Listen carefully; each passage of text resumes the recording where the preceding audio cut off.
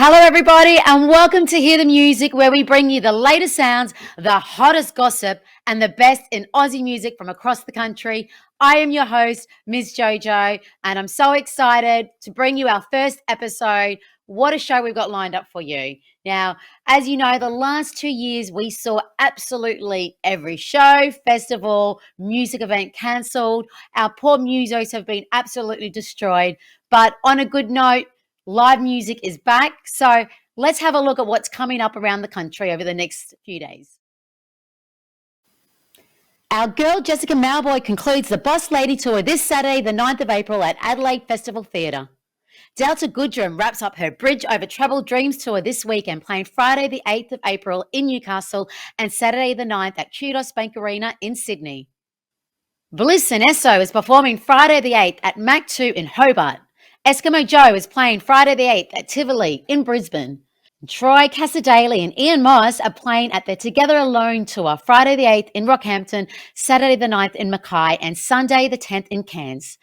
Crowded House are back and playing Friday the 8th and Saturday the 9th at the Arts Centre in Melbourne, and Tuesday the 12th and Wednesday the 13th at the Aware Super Theatre in Sydney. Oh my God, guys, I am so excited to have our musos back. It just feels so amazing knowing that they're back doing what they love.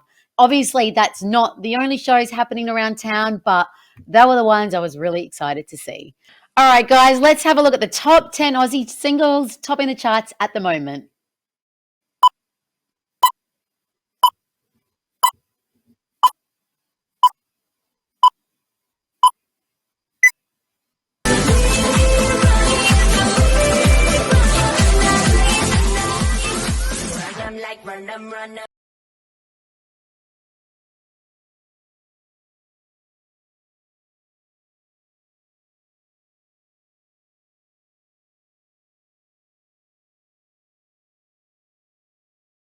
Out a piece of me, and now I bleed internally. Left here without you, without you. Dance for me, dance for me, dance for me, oh, oh.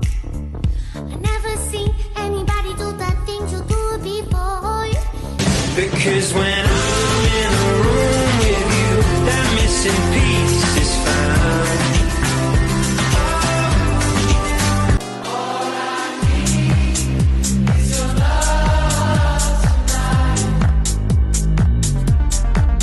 Say nothing, this is so bad, you should know that. You know who it is, brothers, Joe Fletcher, when you hear that trumpet. Cause I'm ready to party, pour me a shot, nothing more, nothing less. I'm ready to drop. I dropped out of school, but I still got class. Bitches looking at me now like a lost up clock. You come from a land down under love. For women know and men wonder. I do the same thing I told you that I never would. I told you I changed, even when I knew I never could. Know that I can't find nobody else as good as you. I need you to stay, need you to stay. Awesome, guys. What a top 10. I mean, it's so interesting, I thought, seeing Dance Monkey still charting the top 10. Now, if you didn't know, Dance Monkey is like the third most streamed song on Spotify. So well done, Tones and I. And I thought it was really cool to see Down Under at number 2.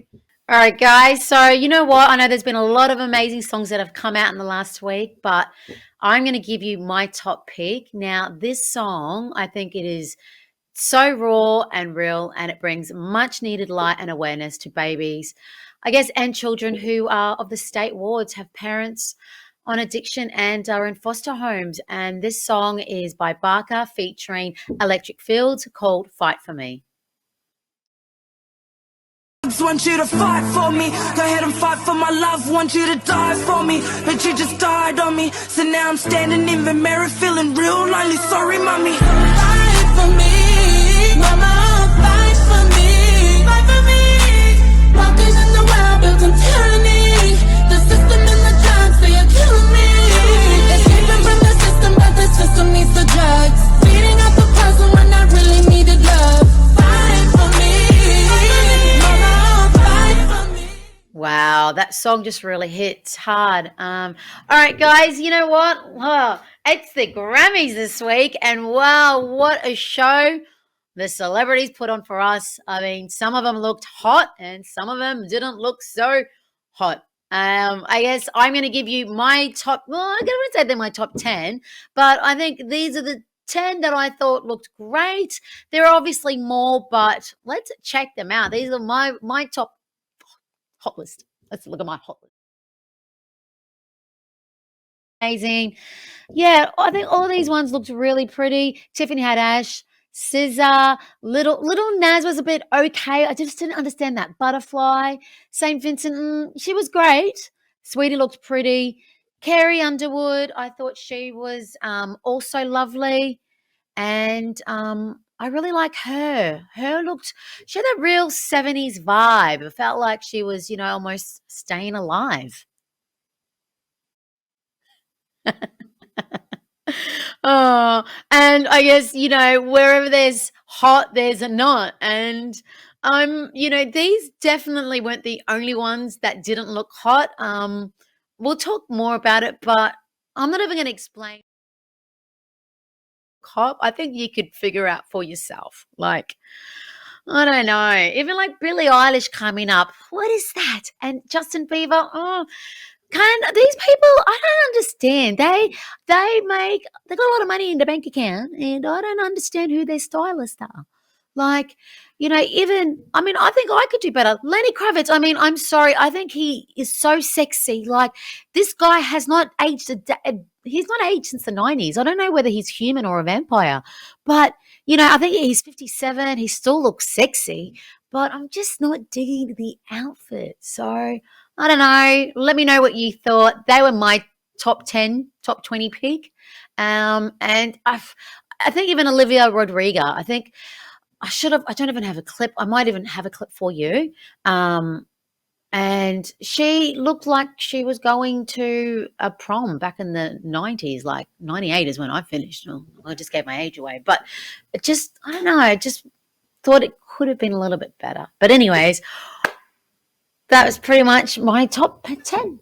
Today on Hear the Music, we have our very first guest joining us. Her name is Beks. She's a singer and songwriter. She's an independent artist.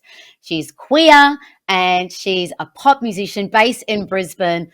Beck has toured Australia and Japan, playing more than 382 live shows from dive bars to major theatres, shaping the artist into a highly engaged performer and songwriter. Let's welcome Beck onto the show. Hey. Hey, Beck. I'm queer and I'm here, Jojo. You are queer and you are here, and thank you so much for joining me on. You are our first guest, and I'm so excited to bring you on because I just want to say, babe, congratulations on such an amazing career. I love your music. I love your film clips, and I just can't wait to find out more about the creative mind behind you because I can just see that you are super, super creative. So, hey, let's just get straight in. Let's dive in. So I guess tell us a little bit about you, your music career, where it started, and how you got to where you are today.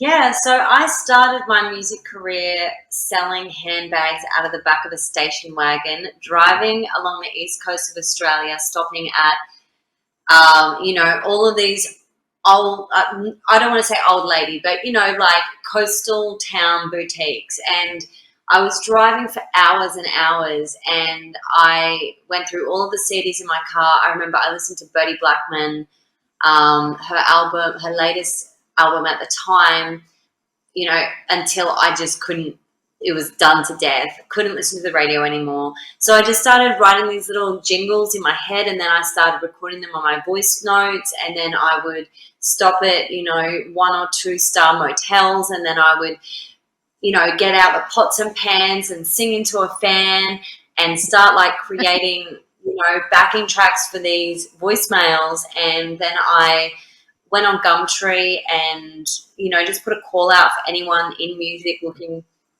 to potentially start a band or collaborate with me. And I met Ben. He was my first collaborator, and he happened to be a music teacher. So he taught me how to play the drums, and we embarked on a 3-year journey that led us to getting signed in a 360 deal. We performed at what's what's that big festival in Brisbane? That pinnacle kind of the conference. What is it? What is Now you're testing one? my memory. Anyway, it's one of the big music It'll come to conferences. us. It'll come to us. Yeah, and then from there, I rebranded as Racket, and I started recruiting female artists and female musicians and songwriters and creatives, and really wanted to center this project around female energy. And so I did Racket for 4 years. I toured Australia with The Darkness, Killing Heidi, Super Jesus, The Growlers, DZ Death Rays. I Wow. shaped And I were shaped you that on. the brains behind? I don't want to say the brains, but the creative brains behind the band. Were you the one leading the band? Absolutely. Yeah, Yeah. I mean, I can say that because I founded the project, I funded the project, I Yeah. managed the project, and I wrote all of the music and creatively directed all of the music videos. So it was my project, and I had the time of my life doing that. Yeah. I think we had so many lineup changes, and that's just natural of a developing band. I think the last lineup change and the reason why I stopped doing that band was my bass player, was the last member that had been with me from the very start. She came out of the bathroom when we were recording our final EP with a positive pregnancy test. And I just said, I can't go through any more lineup changes. And I Yeah. also, my ears were constantly ringing from the sound of cymbals, being in small rooms with Yeah. drum kits, and I just had this constant ringing. Also, being an independent artist, I just felt really unsupported in the Australian market, and the girls that were in the band were premium musicians. They've gone on to tour with Jack River, and permanently replaced members of Kelly Heidi. Wow. And I guess by that stage I was just kind of like at my wits end with the music industry, not giving this premium band an opportunity, and also having to replace Ali would have just killed me. So I decided to go to Japan and study EDM music and learn more about pop music. And then I came home, I made a 21 track mixtape independently. I worked with Tucker Perry, Kim Moyes from the Presets, Muki, No Frills Twins, Clara Fable. I set out on a mission to find my sound, and I worked with a different producer and a different feature artist on 21 tracks. And out of those 21 tracks, I found The Thing About Us Yep. and released that. And I also found a really good producer, Airports, who I've continued to work with and release music with. I worked with Jim Elliott, who was Kylie Minogue's producer at the Yeah. time, So as you well as worked with him a couple of times, haven't you, with Jim? I worked with Yeah. him on 2 songs. One hasn't been released, and the other one was Make Believe, which is my latest release. It was just a really opportunistic time for me during COVID Yep. because, a lot of these people, Jim would have been out of my reach in any normal condition. But Yep. because of COVID, a lot of his projects were cancelled or pending or whatever. So he had time and just sending back ideas from the UK, So sending how those wait, stems. let's talk about Jim. Let's talk about that process. So how did that come about? So he's based in the UK, and how did Mm. you reach out to him? I just cold emailed him.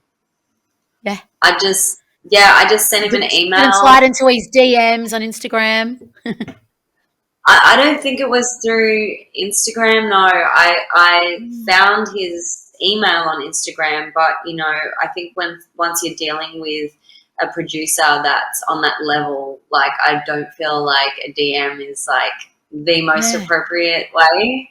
Um, I may be wrong, but I just wanted to make it, more professional. Professional. Well, Considering just so I if was a we've got person. other emerging artists who jump on and watch you and going, how do I do this? How do I reach out to other artists or to producers? Like, what do I need to do? And I love that about you because I can see you're a go getter. You want to make shit happen and you do it. And that's I think what really inspires me about you is that I can see that drive in you. So, Thank but you. look, you know what? What while we were talking about racket, I do have a little clip because that I found, and I'd love to show you it and just engage on how Oh you my feel God. looking at you back then to now, and maybe how far you've come since then. So let's have a look. Okay. So when did you? So this is your song "Alive." This is alive. This is I have a funny story about filming this music video. So this is when I was really into Wizard and the Lizard Wizard, and we've done some shows and festivals with them. And this song is in 7/8. Um, but the music video, so everything I've ever done is independently. So for the music video, we have, for anyone that's not watching, but you should definitely get the visual on this, we Yep. are basically in a laboratory, and we've been kidnapped by this guy that's trying to brainwash us and make us conform into society. Now, the laboratory is actually a replica hospital, and the reason why we shot there, or how we got to shoot there with no budget, was I was studying to become an aged care nurse, and I completed that. I'm a disability and aged care nurse.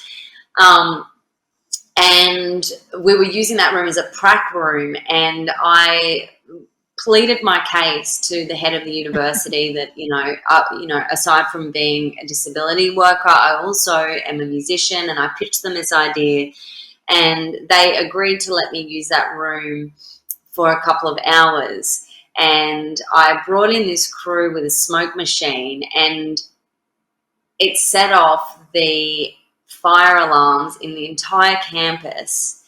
The fire brigade turned up, and I'm there with the girls in nude leotards, looking, when you squint your eyes, naked. And the whole campus is evacuated because of this film clip that we weren't even supposed to be shooting. Like, the head of the university was like, this isn't going to go through headquarters. You're going to do this on the down low. Nobody knows about it. Next minute, the fire brigade turns up. And, I guess because I did work in used car sales for a while, I just managed to talk my way back into finishing the film clip. We might as well finish it. We've come this far. So that was Shut that. the place down. Let's just continue. Yeah, we're all here. So, but yeah, looking back at that is funny. Firstly, I cringed because that was just after I'd shaved my head at the Jack River Electric Lady Festival. Oh, I thought you looked amazing, babe. Questionable on that one, but thanks, Jojo. But yeah, it was just a different time.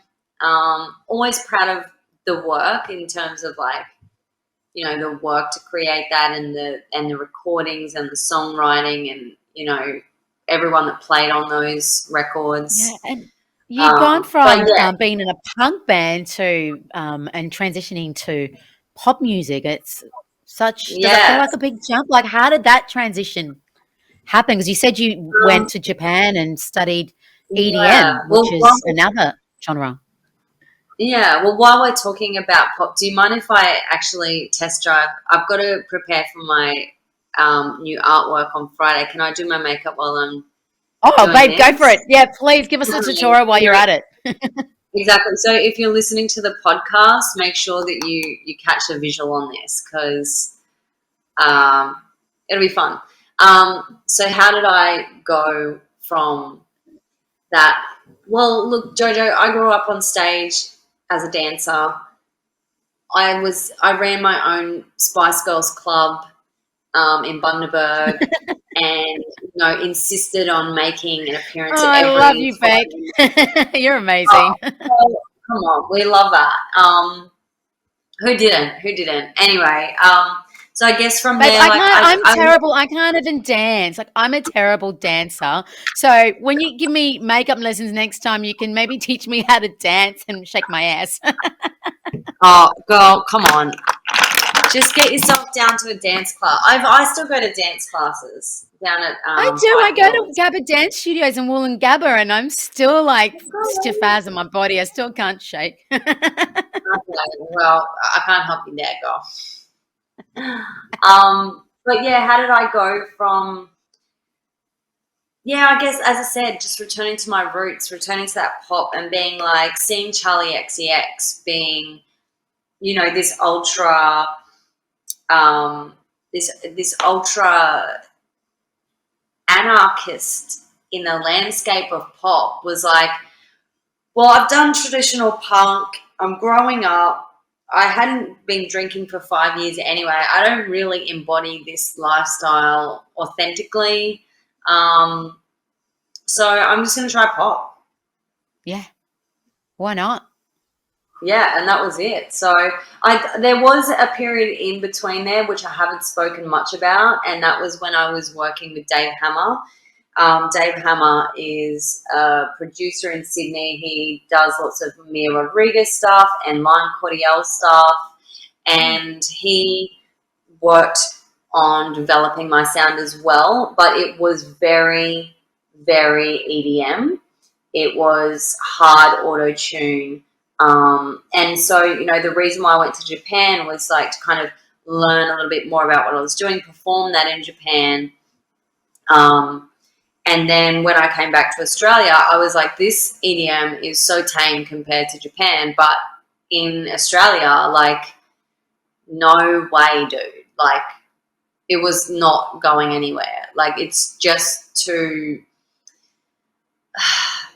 There's just not really a lane for it in Australia. There isn't really a lane for a lot of independent artists in Australia, if I'm honest. But that's when I made the mixtape, and when I made the thing about us, I was like, okay, I'm going to put that out there, see what happens. And then, Channel 7 picked it up twice, and IKEA picked it up, and, Coles, Woolworths, all the major shopping centres. I still don't have like the support from, like commercial radio, because that's such a It's tight so web. hard to crack, It's isn't tight. it?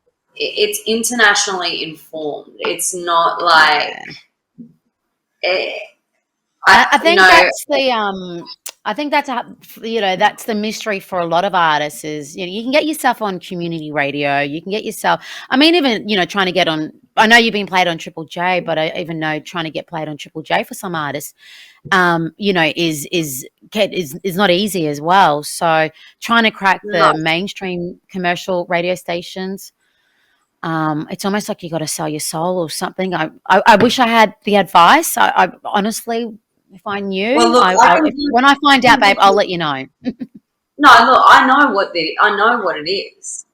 You have to leave Australia, Yeah, yeah. So and like that head off to sucks. LA or Well, I'm going to Berlin in straight after Big Gay Day. Like, all I can say is like this. What I'm talking about right now isn't really, a fan conversation, but yeah, it's a conversation if an artist is interested. Like, I'm moving to Berlin because I've been here for 8 years. I went to the Rolling Stone Awards, last week. Everybody knows me. And I don't mean that in a cocky way. I mean, I've been pounding this yeah, scene for 8 years. And it all comes down to a very tight knit circle of people yeah. that decide these things. And Australia is still a tiny little island. And, Yeah. And like, you don't know what opportunities are going to come your way anyways. At times you got to put yourself in that uncomfortable position, an uncomfortable situation to be able to grow, to be able to network, make contacts. You know, you don't know who you're going to meet when you go there, and sometimes, yeah, you just have to make that change. So, let me ask you. So, you said you're going to Berlin. Is that news? Do many people know that you're going to Berlin, or is this kind of like breaking news? You're moving to Berlin. Um, it is breaking news. I'm not Well, moving guys, you've straight heard up. it first on Hear the Music. Bex is moving to Berlin. So I'm not moving straight up. I'm going for an international pop songwriting camp um, just after Big Gay Day, the next day, and then I'm just gonna like feel it out, and then start to make connections and get a foothold in what area I want to live in. Yeah. But yeah, I'm ready to spread my wings. I have been pushing the independent envelope in Australia for such a long time. So I just want to go out there and see what else is for me. I mean, look at Sia. Sia is a Yeah. perfect example. Like, she didn't get any airplay, no real Australian support until she moved, and she didn't Yep. crack it till she was, 41. Well, there you go. There you go. Well, babe, you've So got plenty it's of not time, it's I'm sure. not that much time For ago. me, it's almost over for me, but I'm the same age as It Sia. feels Oh, like wait, it's when not she for cracked me. it. Well, it Um, feels like it's just starting for me, really. yeah. All right. And well, I'm so excited for you, babe, to move to Berlin and to see what comes for you. But I guess, Thank you. let's look at your most recent release, Make Believe. Now, I love the way this song came about. So you and Lucy, tell us about the relationship with you and Lucy and how you guys met. And yeah, like, do you see yourself working with Lucy more in the future? I see myself having a very long and valuable friendship with Lucy, um, on a personal level. But Lucy doesn't really, Lucy's carving out her own career, as as a sex positive and female positive influencer, and I think that she's going to break that. She really just does passion projects. The reason why we met was in 2018, maybe even 2017. I was speaking on a panel at an APRA event for independent artists. She was in the audience. She just cracked her first 10 million on her cover of Fall at Your Feet by Crowded House. Her dad was managing her. Her dad and myself got along really well. Obviously, I got on really well with Lucy, and then we both went through a really intense breakup, like both at the same time. And so we're, sharing books like Breakup Boss by Zoe Foster, and I guess it was like COVID and everything was chaotic, and then kind of we had this pocket of time where we're both like, let's just write a song, and we knew exactly what we're going to write about, which was that experience. So That's amazing. I Lucy, love that. I love that. she, Well, let's have a look. I yeah, did read that you wanted to make it look like you were reincarnated into this goddess of love and healing, and that you guys were in Venus. So it's a story yeah, of grief and hope. Yeah, it's so beautiful. yeah, And where'd you film yeah. this? So we shot this at the same location that Star Wars and Mad Max was filmed at the Stockton Sand Dunes in Newcastle. And how did you come across this, I guess, location? Like, was it something that Well, you saw and you thought you wanted to film no, there? so I've worked with the same director on my last three projects. We'll probably, I'm working with him again. But basically, we like to just kind of get together, and he was like, "Oh, you should pick this location. It's sick." And Lucy's based in New South Wales, so Bo, who's my director, yeah, we just flew up there. You're supposed to get a permit, but we just winged it. Yeah, just it was absolutely freezing, like literally shivering. And then the costuming that's just me. like my pink outfit there I'm wearing is like I made the sleeves and the shoulder stuff, and also the dress was, you know, different pieces I put together. Lucy was styled by me, and then she's also wearing some pieces from Kimberley, who is a long time collaborator of mine who specialises in salvaged fashion. So she's like my second mum. I'm obsessed with her. So we always work together. I always work with Bo and I always work with Kimberley. Beautiful. Amazing. Yeah. Amazing.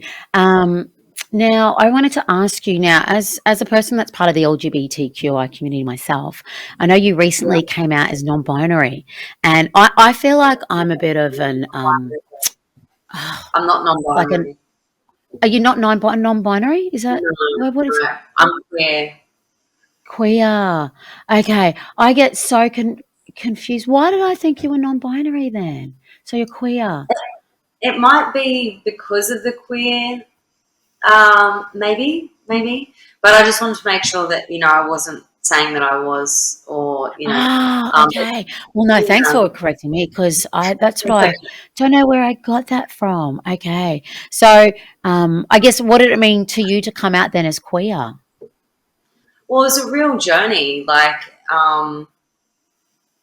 I really only discovered that about myself when COVID hit. I conceptualized this show, and it was called Loud and Queer TV. And it was really just designed to bring together mainstream straight artists with drag queens and LGBTQIA plus performers and artists. It was to put them in the same space because I just wanted to make this show that like reimagined what I do in Sydney when I was living there, which is I go along Oxford Street and then I go into, a drag bar, I go into Universal, but then I have to go across the road to Oxford Street to see a live artist. And I was like, oh, how cool would it be for them to be in one space? That really was probably the most growing experience because I pitched it to Heaps Gay and they came on as my partner. I pitched it to a big production company and we got that all donated for free. And then I got to work really closely as the producer on that show and, worked with Alicia Amazing. Fox, et cetera, et cetera. Aaron Manhattan, so all of, like the premium kind of artists in that space. But basically what happened was on the second show, I was also the host of the show. There was talks in the room about me not being gay enough to be the host of a show that I'd created with the foundation of it being inclusive. So the next episode, I was really flustering at that time. I was really like, because I'd been in relationships with women and men, and I was also attracted to both. But because I hadn't come out as bi or, gay or like, I had this like torch on me from the board of people involved that were like, you're not gay enough, so you're off. And so to replace me was another girl, and she's a very well-respected icon in that scene. And I spoke to her afterwards, and I was expecting her to tell me that she was gay, lesbian, or something like that. And she was talking about her boyfriend, and I'm like, I don't understand. What's going on? What's going on? What's the difference between you and me? And the difference between myself and that person was that she had already identified in herself that she was queer, whereas I was queer, always queer, but I hadn't, Put it grounded out there to myself. the yeah. Exactly. And I still think that's problematic in that I don't think people should really be under Yeah. so much pressure to talk about They're Yeah, that's a big no, thing I find with the whole labeling. Like, I hate labels, even to say, I'm married, I've got a beautiful wife, but to say that I'm gay or I'm a lesbian, I'm just Jojo. I'm Jojo, and I exactly. fall in love with a beautiful person who happens to be a female, and we're together. But I've never been one that really likes the labels. I just don't Yeah, feel like we need to be put in this box, and it's unfortunate that we're still at that, place where we've got to labelize ourselves, and almost like we have to try, to fit in with society, and no matter what you're doing within the community and how much you could be bringing to the community, but because mm, potentially you hadn't officially, I'd guess, maybe come out, it's a bit, disheartening. It's a bit unfortunate that we're still there. Yeah. yeah. I mean, as I said, it led me on my biggest journey. I was so full of anxiety of what to say is the right thing, what is not to say is the right thing. I Mm. lost my best friend in this whole process, Mm. um, but that's okay. Like, fuck, whatever. I'm I, gonna lose I people. always say people come into your life for a reason or a season, Yeah, So if it's not the yeah, reason, you'll figure out how many seasons, yeah. and can only wish But them if it, well. yeah, but I guess that, the point of what I'm saying is that it really forced me to get more educated and Yeah. read more, watch more, speak more, listen more, and make my own decision at the end of the day who I am. And what I've realized is, I'm queer because I take action to protect the community, to inspire, and like, I'm active in the community. My beliefs Yeah. encompass being queer, and I don't even think that I need to speak about who I fuck, because Yeah. that does not define me. And also, it's no one's business. Business. Damn right, Like, that, sister. this, Damn right. what I do between the sheets has nothing to do with who I am. Like, Yeah. I yeah, know. I mean, I know. this whole, and I get it. I get it, because the community has been fighting for so long, and there is this tone of exclusivity within this umbrella and this message of Yeah. inclusivity. But it's, I get it. I get it. But we Yeah. really need to stop this, because Mm. even, like, I see a lot of artists on TikTok going on about, you know, a straight, this person comes into my queer space, and all I know about it is RuPaul's Drag Race. Well, Yeah. like, I thought what's the end goal here? Because the end goal for me was that there isn't exclusive gay bars and exclusive straight bars, because that is further creating Yeah. segregation. Y- Why Yeah. isn't everybody welcome in all spaces? Oh, no, no, What, darling. where are we going? It's confusing. I feel like we live in a really confusing time. The more that we've come with being inclusive, we've become more exclusive. Yeah. Where do you draw the line? Where do you draw the line? Well, look, babe. Before you go, what I want to do, actually, I'm not too sure whether you had time to give us a little bit of a teaser about your up and coming song called "Young Forever." Did you want to give us a little bit of a demo Of while you're at it, course. while you're doing your makeup?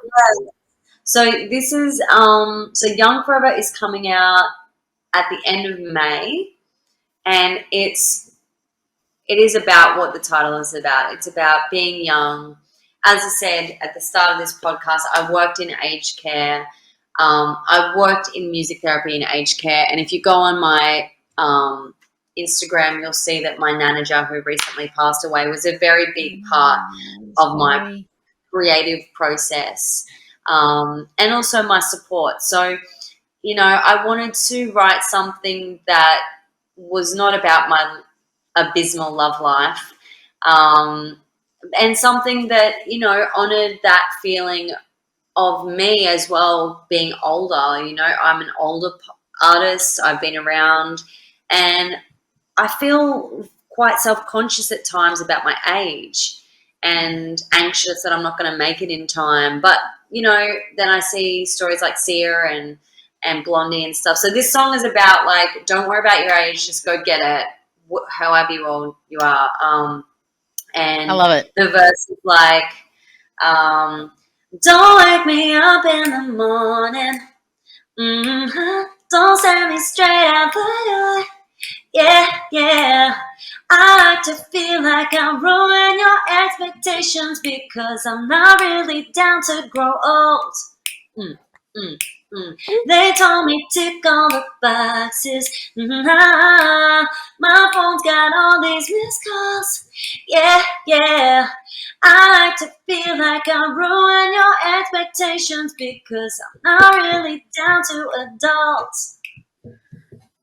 Woo! Yeah. Oh, I love it. Love it. Thank I can resonate with that because I feel like I'm really part of the Peter Pan generation where I just want to be young forever as well. Mm. Like I don't know, I don't even know how old you are, Beck, but I'm in my 40s now, and as we get older, it's bloody scary because not only like age is just a number, but it's just the way the face changes. It loses gravity, and I hate it. Well, go to Aquarius Health Beauty Medi Spa. Uh-huh. Go and see Tom. Okay. You'll be fine. Sort me out. Sort me out. Beautiful. Oh, that's awesome. All right, babe. Look, before we wrap it up, Yeah. we are going to play a game. Okay, we're going to Okay. play a game, and I'm sure we have played Never Have I Ever. Have you All played right. Never Have I Ever before? No. Have you ever played No, it? I have never played it. Oh my lord! Wow. No. Okay.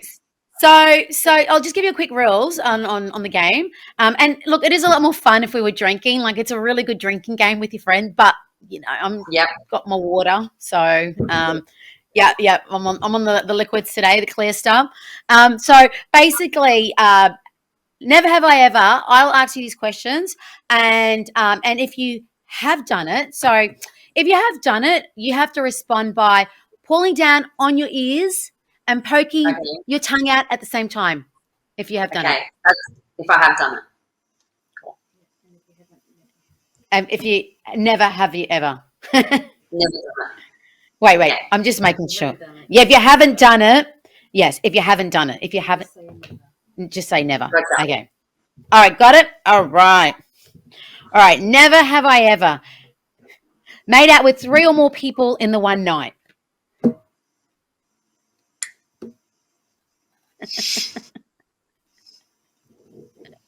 And wait, if you've done it, then you've got to.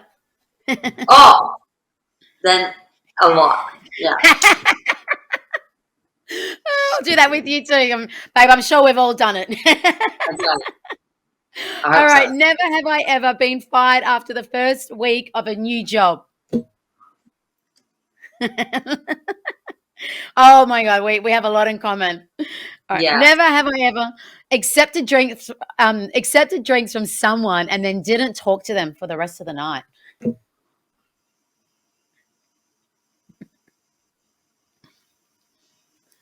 No, I can't do No. it. I'm nice to Oh. everybody, especially if a guy. If somebody drives me a drink, even if I think he's sleazy, I'll be like, "Cheers, babe." And then if I see him on the dance floor later, I'll be like, "Hey." I'll be strategically avoiding him if I feel like he's being inappropriate. But yeah, We just won't go out of your way to ignore them. All right. I would never go out of my way to ignore anyone really, unless there's two people that I would go out of my way to ignore. Wait, is one an ex? One is an ex and one is an ex band member. Okay. All right. We'll ignore them. All right. I guess never have I ever been thrown out of a bar. Have you ever been thrown? Never. Oh, aren't you a good girl? Well, moving on. All right. Never have I ever done the walk of shame. Oh, I think we've all done it. Hey, we're a human. We're human. All right. Never have I ever puked out of the window of a moving vehicle.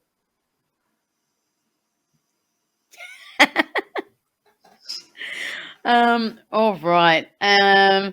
Oh, never have I ever had sex with a bridesmaid or groomsman. No. No No. way. Okay. Never? Not one? Never. I've only been to one wedding. Oh, Jesus, girl. Bloody, I've been to like 50. Not, and I reckon Oh, probably even more.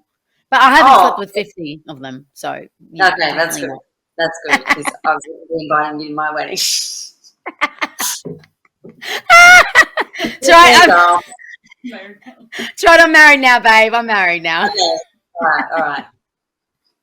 All right. Never have I ever um, said I'm never drinking again. Always. Every time. Famous last words. Famous last words. Oh, babe, it has been so much fun having you on today. It's been an absolute pleasure to finally meet you and connect with you. I think you're Thank you. awesome. I think you Thank got a you. bright future ahead of you, and that Thank you. you will have amazing opportunities come your way in Berlin. And you know why I know that is because you're a go getter and you make things happen. So all the best with that. Is there any last words you'd like to say before you go? Any words of wisdom from Bex? I'd just like to say thank you. Thanks for taking Oh, interest in my story and setting up this interview. And yeah, thanks to anybody that supports me because it really is our journey. It is not yeah. my journey. When I say that, what I mean is like we can literally create anything, but it's really up to everybody else if they want to get behind and Yeah. and support. But yeah, so thank you so much for your support. It means a lot. Oh, my pleasure, babe. So excited. And yeah, thank you so much. Thank you once again, babe. And I look No forward to worries. seeing what's coming next from you. Thank you so much, Jojo. Good night. Mwah. Good night, darling. Love you. Bye. Love Bye. you. Bye. Bye. Oh, guys, how amazing was Bex? I just love who she is as a person. Just, she's a person that goes out there and she makes shit happen. And I think anyone tuning in tonight wanting to, either make it in the music industry or is kind of stuck. And I think the secret is just go for it. Don't hold yourself back. And I know the only one that holds us back is really ourself. We are all capable of making amazing things happen. So, look, that pretty much wraps up our first episode of Hear the Music. Thank you so much. Look, if you'd like to listen to the full episode, you can listen to it on our podcast. But till next week, guys, have an amazing week, night, day. Have a beautiful life. Love you. Peace out.